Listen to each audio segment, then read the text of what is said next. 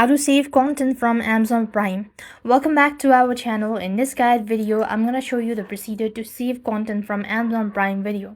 You can save content from Amazon Prime Video for temporary offline viewing by using the official Prime Video app on a compatible device. Now, this feature is available on Fire tablet, iOS, Android, Mac OS, and Windows 10 or 11 device using the app, not via a web browser.